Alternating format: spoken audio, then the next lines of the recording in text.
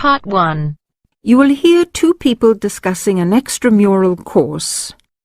Fill in the information you hear on the application form below.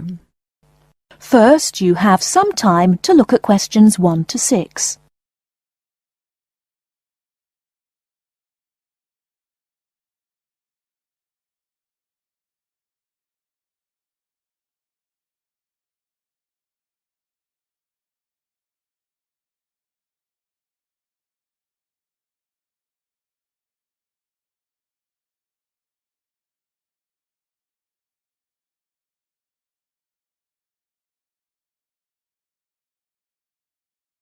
Now, here is the conversation.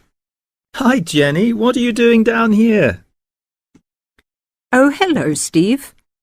Well, I'm trying to fill in this form, but I'm having a bit of a struggle as I sprained my wrist playing tennis yesterday. Don't worry, I'll do it for you. Let's have your pen. Right, fire away. Let's see. I want to do the drama and theatre studies. I'd like to get the certificate. The course number is 60201. No, sorry, 202. It seems to be on Thursday at 7:30. Yes, well, we don't have to put all that down. Now, I suppose we can call you Miss? Don't be funny, and spell my name right. Well, if you'll have a name like Jenny McPherson, let's see, it's M-A-C. No, big M, small c, no A. Right, M-C-P-H-E-R-S-O-N. Yes, okay, and don't forget it's a capital P, McPherson. Now, what's your address? Well, I've just moved, so it's 6 Westway Avenue, Longford. Hang on, don't go so fast. 6 Westway Avenue where? Longford. What's next? Your phone number, daytime and evening. Well, I've only got one, as we can't have calls at school in the daytime, so put down the evening one. 605-4829. 4829, OK. And you're a teacher. How old are you? 29? Wish I were. No, 32. Before you hear the rest of the conversation, you have some time to look at questions 7 to 10.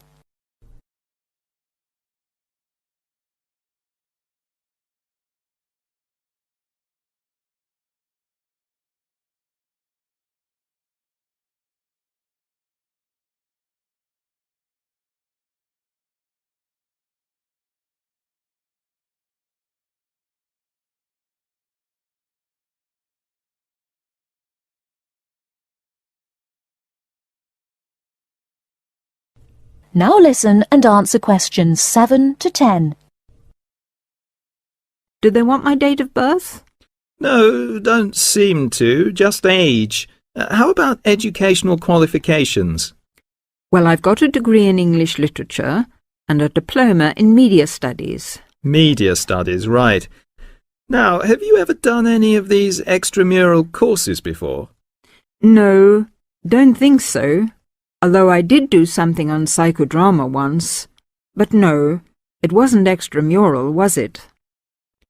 That seems to be it, except for the fee. Yes, well, that's the same for all the central courses. I think £25. I suppose I have to include it with this form. Looks like it. Do you want me to write the cheque out for you? But you'll have to sign it. That is the end of Part 1. You now have half a minute to check your answers.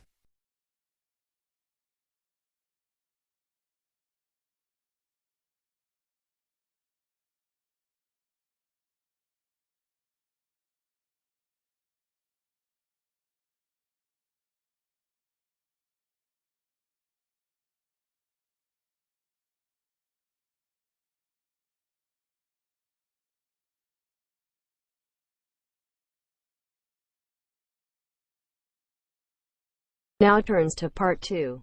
Part 2. You will hear a conversation between two flatmates, Craig and Don. who are looking for a third person to share their flat. First, you have some time to look at questions 11 to 15.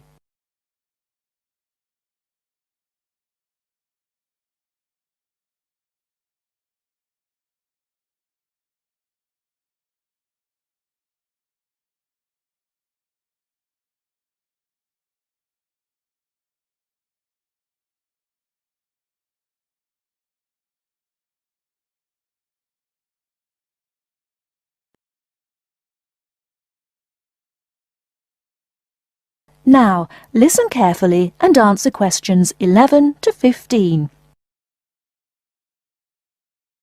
Hi, Craig. Been home long? Yeah, quite a time. Did anyone phone about renting the spare room? Yeah, we've had 3 phone calls about it. Really? Yeah. Do you want to hear about them? Sure. Right. The first one was called Phil Parrott. Uh-huh. He's a teacher. He's just qualified and he teaches sports. Okay. Actually, I'm not sure about him. He certainly sounded energetic, but he asked lots of questions about whether we smoked and what sort of food we cooked. Yeah. I mean, we don't exactly live on pizza and chips and takeaways. Well, not quite, but... But he might be a bit too health-conscious to really fit in with the sort of life we lead. Yeah. And he asked a lot of questions about the room. He said he needs a big room because he's got lots of sports equipment. Well, that's okay. The room's quite big, but I'm not so sure about him. What about the second one? He was called David Spencer. Spender? No, Spencer. C-E-R. He works at Cooper Long. You know, the big company on Broad Street. He said he was a lawyer. Oh. I'd have thought in that case he'd be earning enough to rent his own place. I wonder why he wants to share a flat. Well, he didn't say. He's quite a bit older than us. He did say he's just moved down here from the north of England. He seemed very quiet, actually. Maybe he wants to meet some new people. I got the impression he was a hard-working kind of person who doesn't go out all that much. Right. But he sounded okay. Oh, one thing, though. He said he wouldn't be staying in the flat at the weekends, so he wants to pay reduced costs for gas and electricity, because he's only here 5 days out of 7. Oh, I'm not sure about that. What do you think? Well, I suppose it's fair, but it all sounds a bit complicated. Before you hear the rest of the talk, you have some time to look at questions 16 to 20.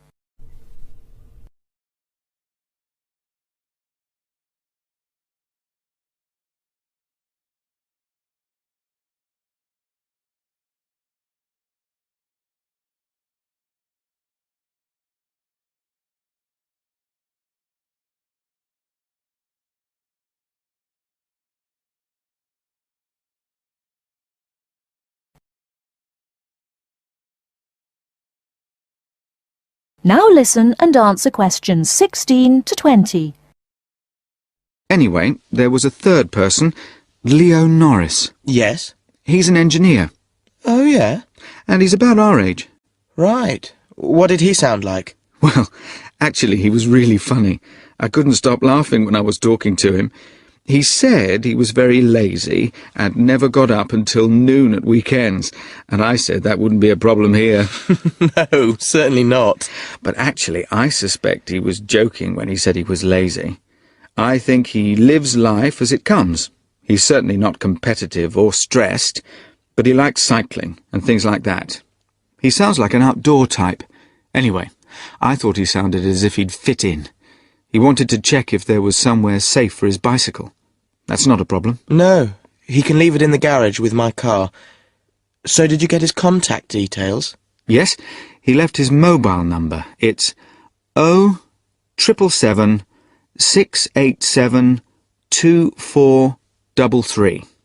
And does he want to move in straight away? Well, he's paid his rent in his present place up to the 31st of September, but he said that if possible he'd like to move in a bit before then. He said the 28th of September. And he was okay about the rent? Yeah, he said it was fine. Right. So shall we give him a ring and see if he wants to come round and... That is the end of part 2. You now have half a minute to check your answers.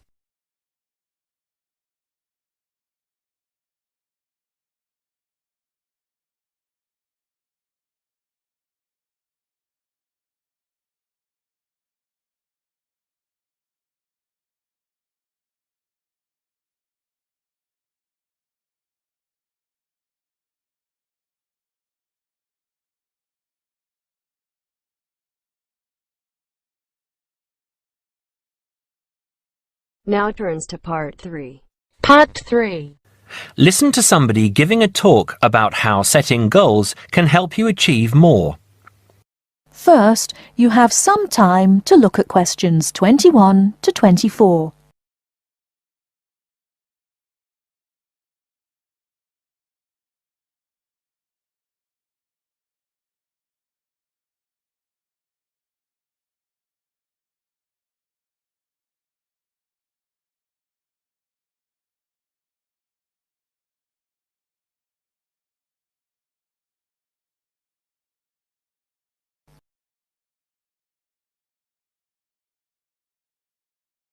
Now, listen carefully and answer questions 21 to 24. Good evening, everyone. It's good to see that so many people managed to make it. An achievement in itself when I'm sure you're all so busy. This evening, I'm going to talk with you about setting goals and how setting goals can help you understand what you really want to achieve. First, though, I'd like to start by saying what I think achievement actually means. I think some people think it's simply about being successful in a job or making money, but it certainly doesn't have to mean that. Achievement is simply accomplishing goals that you set for yourself, doing what you plan to do, and people might plan to do all sorts of different things. Achievement is about realizing your dreams. I would also like to say that to achieve, you must have belief. Belief that you can do whatever it is you want to do. There is more to achievement than simply wanting to do something. Anyone can say that they want something, but actually getting it is not so easy. To get it, you must believe that it is yours. Not having belief is the main reason that so many people do not achieve. If you really want something, you must talk and act like you already have it. Then you have belief, and then you will achieve. So, goal setting. Goal setting is about imagining the future and then turning the dream into a reality. Setting goals helps you to be clear about what you really want and helps you concentrate on getting what you want. Setting goals will help you see what is stopping you from knowing what's important. And because achieving goals makes you feel good, you will be more confident and succeed more easily. Goal setting is something that all achievers do, whether they are high flyers in business or successful athletes. It is important that you set both long-term and short-term goals. First, you need to have an idea of what you want from life. I call this the big picture. Then you break this down into a number of smaller goals that you need to achieve in order to achieve the overall goal. As I say, the first step is to see the big picture. Think about what you want in the next 15 or 20 years. Doing this will influence all the smaller goals that you set yourself. Before you hear the rest of the talk, you have some time to look at questions 25 to 30.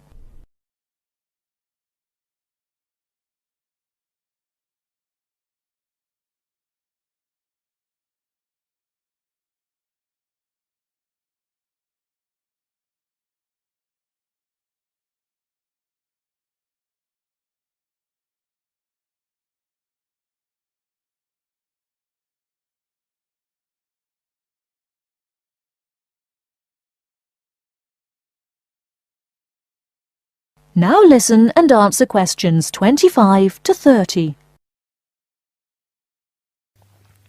You need to think carefully about different areas of your life and how they influence each other. You should identify the important areas of your life and try to set goals in each of those areas. Here are the areas that most people want to focus on, but remember that everyone is different. First, think about your career. How important is your career to you? Do you want to be a manager or run your own business? Or are you happy working for other people? Connected to this is the financial side of your life. What sort of income do you want to have? Is wealth important to you? You need to think about long-term relationships. At what age do you hope to be married? Do you want to have children? How much time do you want to spend with the people you love? You need to think about your health and how that could change what you can achieve. How will you stay healthy as you get older? Do you do anything that is not good for your health? And how will you try to do those things less or stop doing them completely? Finally, you need to think about your free time, your hobbies and interests. How much time do you want to have to do what you really enjoy? It is difficult to achieve goals in one area if you feel that you don't have the time to do the things that really make you happy. Now, when you have this overall picture, try to set yourself one goal for each area. Make sure the goals are what you really want and not what you think other people want from you. Of course, in life, it is important to make the people around you happy, but you must focus on what you want. Now, I will go on to talk about how to break your lifetime plan down into short-term goals. But first, does anyone have any questions about what I've said so far? The end of part 3. You now have half a minute to check your answers.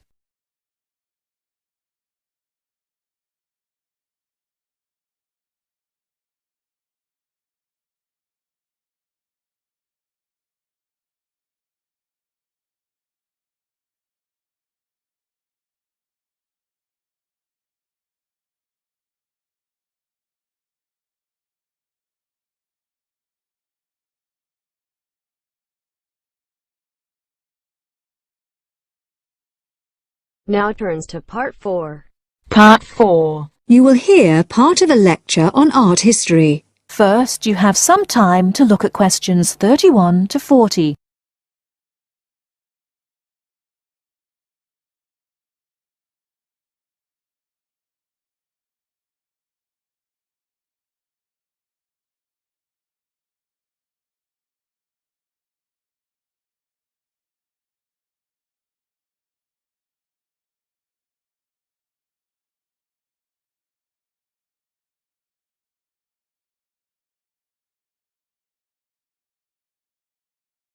Now, listen carefully and answer questions 31 to 40.